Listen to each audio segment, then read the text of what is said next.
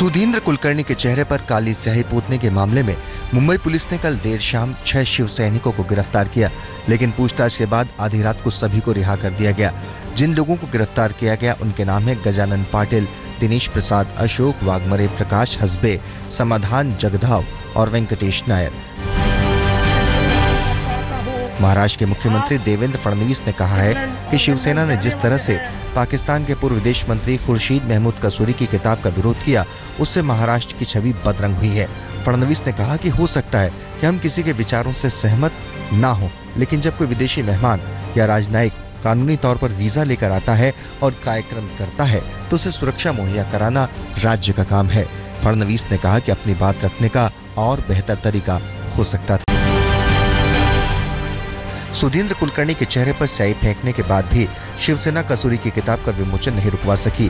मुंबई के नेहरू सेंटर में भारी सुरक्षा के बीच कसूरी की किताब neither a hawk nor a dove का विमोचन हुआ। ये किताब भारत पाकिस्तान के रिश्तों पर लिखी गई है। पिछले हफ्ते में दिल्ली में इसका विमोचन हुआ था।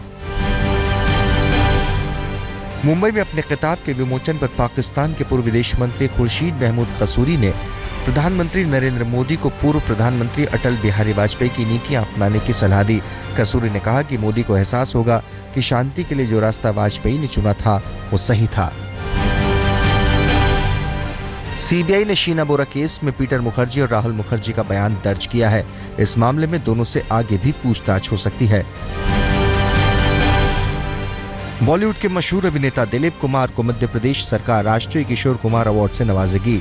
आज किशोर कुमार की पुण्यतिथि के मौके पर मुंबई में दिलीप कुमार को उनके घर पर यह पुरस्कार दिया जाएगा।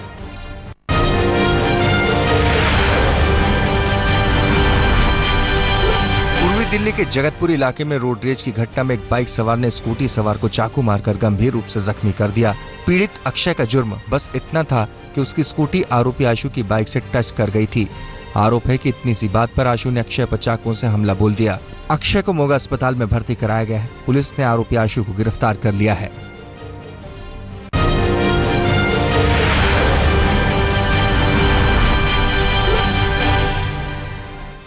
राजधानी दिल्ली के मानसरोवर पार्क इलाके के रामनगर में एक कबाड़ व्यापारी को बदमाशों ने हथियारों की नोक पर लूट लिया। व्यापारी से 1,60,000 की नकदी लूटकर बदमाश फरार हो गए। पीड़ित का आरोप है कि जब वो दुकान पर बैठा था तभी 4 बदमाशों ने लूट की वारदात को अंजाम दिया। गली से भागते वक्त बैग ले जाते हुए बदमाशों की तस्वीर सीसीटीवी में कैद हो गई। दिल्ली के रजोकरी के जंगल में एक तालाब में 9वीं क्लास में पढ़ने वाले बच्चे की लाश मिलने से सनसनी फैल गई। यह बच्चा रात से ही अपने घर से गायब था। रात भर ढूंढने के बाद सुबह कुछ लोगों को रजोकरी के जंगल में बच्चे की चप्पल मिली। तलाश करने पर बच्चा तालाब में मृत मिला। हादसा, हत्या और खुदकुशी तीनों एंगल से पुलिस मामले की जांच कर रही है। कार का इंश्योरेंस का दबाव डालने पर दिल्ली के द्वारका इलाके में एक बेटे ने मां बाप को गोली मार दी। जानकारी के मुताबिक प्लेटिनम अपार्टमेंट में रहने वाले अमित की गाड़ी का इंश्योरेंस पेंडिंग था और उसके पिता ब्रह्म प्रकाश काफी वक्त से उसे इस बारे में टोक रहे थे। रविवार को ब्रह्म प्रकाश अपनी पत्नी सविता के साथ क्रेन लेकर खुद ही अपार्टमेंट पहुंच गए। आरोप है कि इसी से खफा होकर अमित ने मां बाप को गोली मार दी और खुद फरार हो गया। घायल दंपत्ति की हालत नाजुक बनी हुई है। दिल्ली के केशवपुरम में 4 साल की बच्ची से रेप के बाद ब्लेड से ताबड़तोड़ वार करने वाला दरिंदा पुलिस के हाथ आ गया है। पुलिस के मुताबिक आरोपी युवक लॉरेंस रोड के पास रामपुरा कॉलोनी का रहने वाला है। दिल्ली के नजफगढ़ इलाके में 7 साल की मासूम बच्ची को हवस का शिकार बनाने वाले आरोपी को पुलिस ने गिरफ्तार कर लिया है। आरोपी अशोक बच्ची के साथ वाले मकान में रहता था। 7 तारीख को खेलने के बहाने से वो बच्ची को ले गया और मानवता की सारी हदें पार कर दी। 8 तारीख की सुबह बच्ची सुनसान एरिया में मिली थी। दिल्ली के उत्तम नगर इलाके में एक मेडिकल शॉप में अचानक आग लगने से हड़कंप मच गया। जब तक फायर ब्रिगेड पहुंची तब तक दुकान में रखा अधिकतर सामान जलकर स्वाहा हो गया। आग लगने की वजहों का पता नहीं चल पाया है, लेकिन आशंका जताई जा रही है कि शॉर्ट सर्किट की वजह से आग लगी। साउथ एमसीडी में सदन की बैठक सोमवार को विपक्ष के हंगामे की भेंट चढ़ गई। हंगामा पेंशन फंड को लेकर हुआ। दिल्ली सरकार पर फंड न देने का आरोप है। हंगामे के दौरान कई पार्षद बेंच पर चढ़ गए और नारेबाजी की। पार्षदों के हाथों में बीजेपी का विरोध वाली तख्तियां भी थी। दिल्ली बीजेपी अध्यक्ष सतीश उपाध्याय भी कल सदन की बैठक में पहुंचे थे। हंगामे के चलते सदन की बैठक बमुश्किल 15 मिनट ही चल सकी। दिल्ली सरकार और एमसीडी के बीच फंड की जंग में अब एमसीडी कर्मचारी भी पिसने लगे हैं। आरोप है कि एमसीडी की तरफ से मिलने वाली बुजुर्ग पेंशन 1 साल से नहीं मिल रही है। वहीं ईडीएमसी के रिटायर्ड कर्मचारियों की पेंशन 2 महीने से नहीं मिल रही। ईडीएमसी फिलहाल करीब 9000 कर्मचारियों को पेंशन देती है, जिस पर हर महीने करीब 10 करोड़ रुपए खर्च आता है। दिल्ली के मुख्यमंत्री अरविंद केजरीवाल ने सभी विभागों के अध्यक्षों के साथ बैठकर साफ कहा कि वो किसी भी सूरत में भ्रष्टाचार बर्दाश्त नहीं करेंगे। करप्शन के आरोप में अपने कैबिनेट सहयोगी असीम अहमद खान को बर्खास्त करने के 3 दिन बाद केजरीवाल ने नए सिरे से ये हिदायत जारी की है। नई बसें खरीदने का दिल्ली सरकार का प्लान ठंडे बस्ते में चला गया है। गौरतलब है कि सरकार ने इस बार बजट में 11,000 नई बसों का वादा किया था। पिछले 5 साल में दिल्ली में एक भी नई बस नहीं आई है और अब जो बस मिल रही है वो बहुत महंगी है, जिसे सरकार खरीदना नहीं चाह रही। साथ ही दिल्ली सरकार के पास बसों को खड़ी करने के लिए जगह भी नहीं है। अब सरकार की योजना है कि वो ब्लू लाइन और क्लस्टर बसों की तरह प्राइवेट कंपनियों से बस किराए पर लेकर चलाएगी।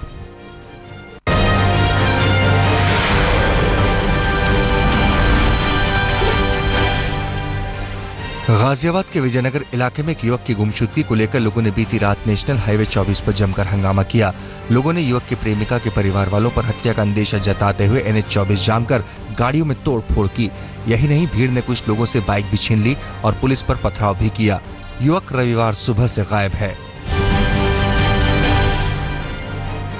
यूपी के शाहजहांपुर में NH 24 पर बन रहे ओवरब्रिज का हिस्सा गिरने से एक ही परिवार के 5 लोग दब गए, जिनमें से 2 की दर्दनाक मौत हो गई। बाकी 3 लोगों की हालत नाजुक बनी हुई है। ये परिवार श्राद्ध में शामिल होने जा रहा था। यूपी के चित्रकूट से फिर आई है भारतीय रेल की दुर्दशा की तस्वीर। अमावस्या मेले में हिस्सा लेने के लिए श्रद्धालु ट्रेनों की छतों और खिड़कियों पर सवार होकर पहुंचे। 5 मिला स्पेशल ट्रेनें चलाई गई थी, लेकिन श्रद्धालुओं की भीड़ के आगे सारे इंतजाम नाकाफी साबित हुए। गुड़गांव में आज कार फ्री डे मनाया जा रहा है। दिल्ली से सटे गुड़गांव में इस तरह का ये चौथा आयोजन है। लोगों को जागरूक करने के लिए कार फ्री डे की पूर्व संध्या पर साइकिल रैली निकाली गई। तेलंगाना के मल्काजगिरी के टीडीपी सांसद सी मल्ला रेड्डी का गंगनम स्टाइल वायरल हो गया है। 10 अक्टूबर को हैदराबाद के एक इंजीनियरिंग कॉलेज में मल्ला रेड्डी बतौर मुख्य अतिथि पहुंचे थे और उन्होंने स्टेज पर गंगनम डांस कर सबको हैरान कर दिया था।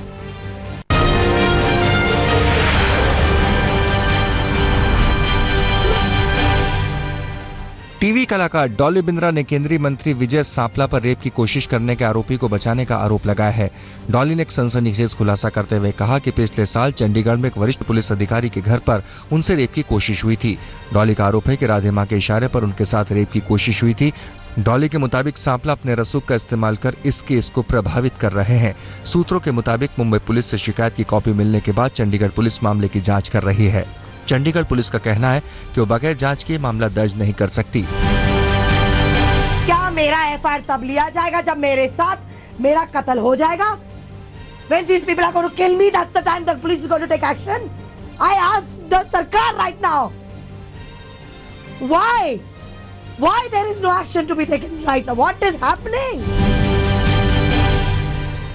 उत्तर प्रदेश के संत कबीर नगर जिले के कोतवाली खलीलाबाद इलाके में मोबाइल चोरी के आरोप में 3 युवकों की जमकर धुनाई कर दी गई। बाद में पुलिस आरोपियों को थाने लेकर आई और वहां भी आरोपियों को जमकर पीटा। बिहार के गया इलाके के विभिन्न थाना क्षेत्रों से पुलिस ने 8 नक्सलियों को गिरफ्तार किया है। इसके अलावा डकैती की घटना में शामिल 2 डकैतों को भी गिरफ्तार किया गया है। गिरफ्तार किए गए लोगों के पास से भारी मात्रा में हथियार, गोला बारूद और नक्सली साहित्य मिला है।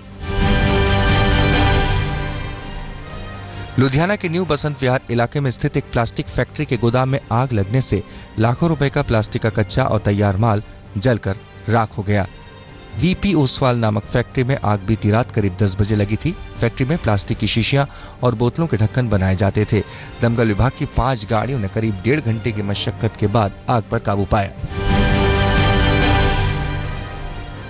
राजस्थान के बाड़मेर में पुलिस ने मादक पदार्थों की तस्करी के आरोप में सोमेसरा गांव में पूर्व जिला परिषद सदस्य और कांग्रेस नेता जसाराम धतरवाल जाट के घर दबिश देकर करीब 7.5 क्विंटल डोडा पुस्त और 600 ग्राम अफीम का दूध बरामद करने का दावा किया है।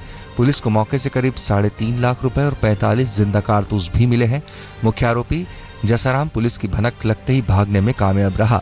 इस मामले में सोमेसरा सरपंच के पति सहित 2 लोगों को गिरफ्तार किया गया है।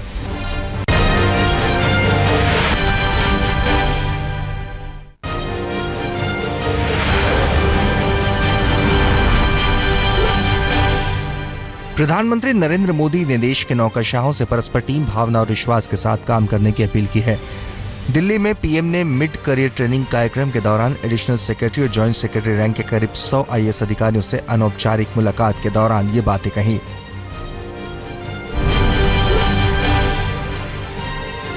समाजवादी पार्टी के मुखिया मुलायम सिंह यादव ने कहा है कि आरक्षण का मुद्दा उठने से बिहार में बीजेपी को नुकसान हुआ है।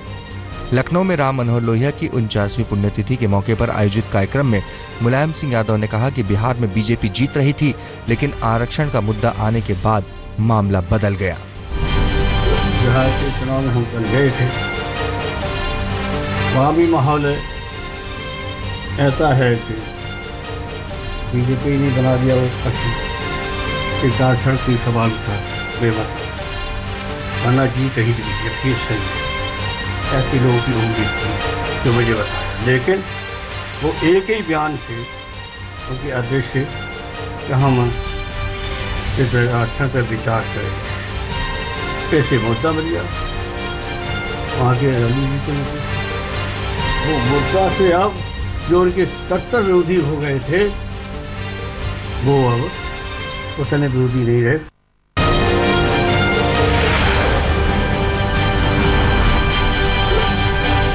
MM कुलबर्गी की हत्या के विरोध में गुजराती भाषा के जाने माने कवि अनिल जोशी ने साहित्य अकादमी पुरस्कार लौटा दिया है। जोशी से पहले वडोदरा के प्रोफेसर गणेश देवी ने भी अपना साहित्य अकादमी पुरस्कार लौटाने का ऐलान किया था। कुल मिलाकर अब तक 15 लेखक साहित्य अकादमी पुरस्कार लौटा चुके हैं। आज बुद्धिजीवी है, साहित्यकार है, इनके ऊपर हमले हो रहे हैं। इसमें सवाल हिंदू मुसलमान का नहीं है, इसमें सवाल इंसान का है। इंसान को जिंदा रहने का तो अधिकार होना चाहिए। 4 पंजाबी लेखकों के साहित्य अकादमी पुरस्कार लौटाने के ऐलान के बाद इस फहरिस्त में 3 और नाम शामिल हो गए हैं। पंजाबी लेखक सुरजीत पातर, बलदेव सिंह सड़कनामा, दर्शन बुट्टर और जसवंत सिंह अपना पुरस्कार लौटाएंगे। इससे पहले गुरबचन भुल्लर, अजमेर सिंह औलख, आत्मजीत सिंह और वरियम संधू ने अपना साहित्य अकादमी पुरस्कार लौटाने की घोषणा की थी। इस बीच मशहूर लेखक और कवि जीएन ख्याल ने भी अपना अवार्ड लौटाने का ऐलान किया है।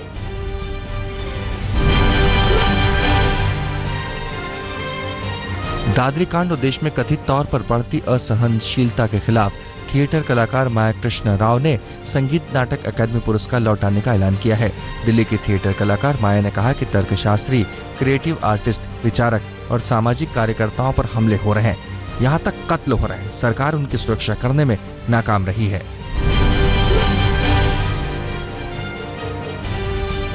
केंद्रीय संस्कृति मंत्री महेश शर्मा ने कहा है कि राजनीतिक विचारधारा के साहित्यकार सरकार का विरोध जरूर करें, लेकिन पुरस्कार लौटाना उचित नहीं है।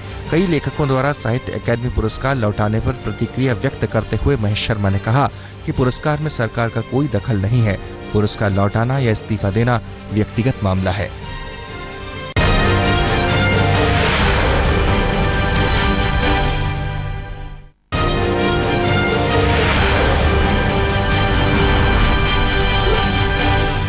फीफा का अध्यक्ष बनने का इरादा नहीं रखते फुटबॉल के जादूगर कहलाने वाले पेले। 3 बार वर्ल्ड कप जीतने वाले ब्राजील के पूर्व फुटबॉलर ने कोलकाता में ये बातें कही। एक अन्य सवाल के जवाब में पेले ने अर्जेंटीना के फॉरवर्ड लियोनेल मेसी को दशक का सर्वश्रेष्ठ फुटबॉलर बताया। उन्होंने ब्राजील के नेमार और पुर्तगाल के क्रिस्टियानो रोनाल्डो की भी जमकर तारीफ की। अपने कोलकाता दौरे में पेले ने दुर्गा पांडालों का भी दौरा किया। आज से नवरात्र शुरू हो गए हैं और इसकी पूर्व संध्या पर वो टीम इंडिया के पूर्व कप्तान सौरव गांगुली के साथ दुर्गा पंडाल पहुंचे थे। पंडाल में मां दुर्गा की मूर्ति के साथ पेले और गांगुली की विशाल तस्वीर लगाई गई थी। आयोजकों ने इस मौके पर पेले को शॉल भेंट की। टीम इंडिया के ओपनर लोकेश राहुल ने कहा है कि अगले महीने दक्षिण अफ्रीका के खिलाफ शुरू होने वाली टेस्ट सीरीज उनके क्रिकेट करियर का सबसे बड़ा इम्तिहान है। राहुल ने कहा कि वे चुनौती का सामना करने के लिए बेसब्री से इंतजार कर रहे हैं। राहुल के मुताबिक दक्षिण अफ्रीका के खिलाफ टेस्ट मुकाबला क्रिकेटर के रूप में उन्हें और मजबूत बनाएगा।